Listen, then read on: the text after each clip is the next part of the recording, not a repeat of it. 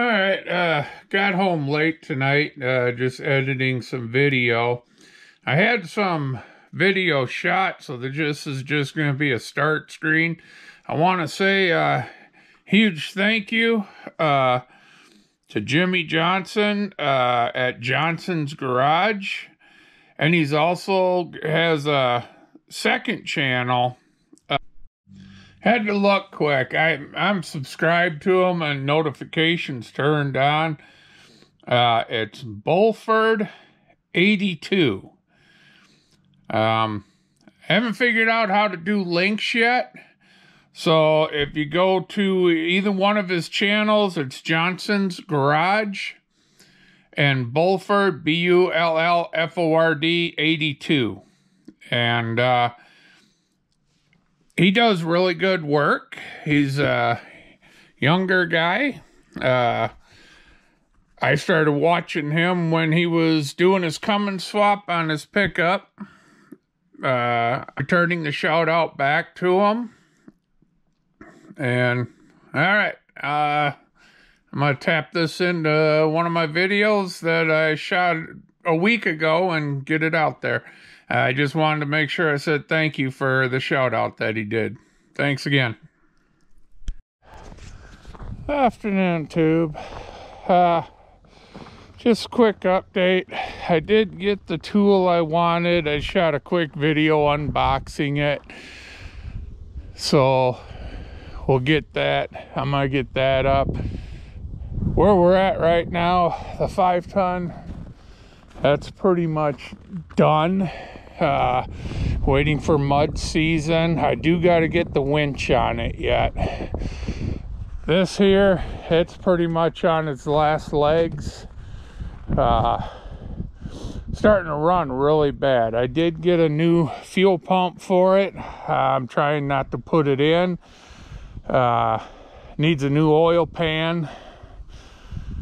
And major rust repair. This is getting a custom bed made for it. I'm gonna be doing that. I got fenders for it. I got this door yet I gotta put on, and it's gonna be stripped down to the frame because I got a lot of frame repair to do and then rebuilt, but that won't happen till spring because I need it. The tool I did, this is F350 IDI 7.3. No one makes cold air kits for them. So the tool I got is, you'll see in the unboxing, but I'm going to build a cold air intake for this.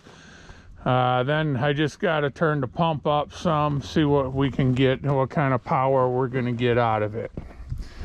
The biggest thing that's going to get worked on is the Jeep. Like I said, I wasn't worried about the rockers because I'm putting 2x6 tubing all along here for rock sliders welded into the body. We're going to take that bumper off. We're making bumpers for it. We're making a rear bumper. This here is going to get cut from here all the way back. I'm going to form a piece of metal, and these taillights are going to be replaced, and I'm just going to go with some type of LED custom mount. The biggest thing that's going to happen here, and this is why I wish it would have been a 2-door versus the 4-door, but we're cutting it right here and back. So, and then we're going to put bracing and a back wall in, and it'll just have this area here will be open. This is where my spare tire is going to go and all that. We are going to reinforce the subframe in it. We're putting a 3-link on the front.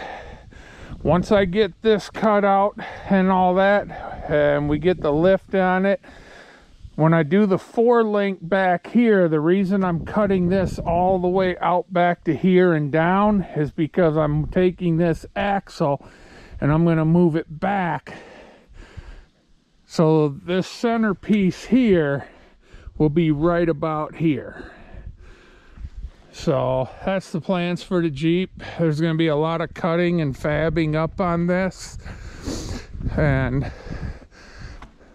so try selling that hatch, on this side here, but right here's where we're going to cut, and then we're going to put a back wall in, and tires, cooler, and all that will go back here.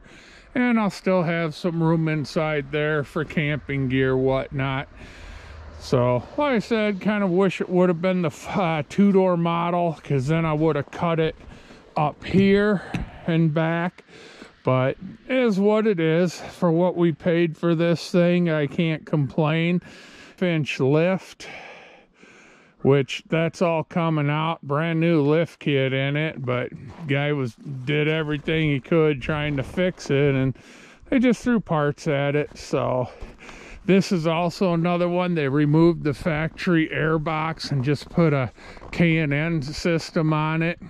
So I got a custom fab air box for this thing too, and then we will be putting the off-road water fording kit, so that will come out here, and it's going to run up, you know, typical fording kit. And but I got to get the garage cleaned out, because I'm going to try putting this in the garage, and I'll have to put it up against the wall, so I'll only be able to work on one side at a time. But I'm going to try getting it in there and see how many cutting wheels and sawzall blades we can go through. But yeah, that's where we're at for the projects. 5-degree days going on, and other night it was down, when we got all this fresh snow, it was down to -1. So really small garage that all my tools are in. So, but that's it. So I got a big block Chevy block 402 4-bolt main in there I'm just going to get rid of. I was always hoping for a project to put it in. It never materialized. And then I got the 5-ton and the Jeep and the flatbed, so I just don't need any other projects. So that's just a quick channel update. All right, take it easy.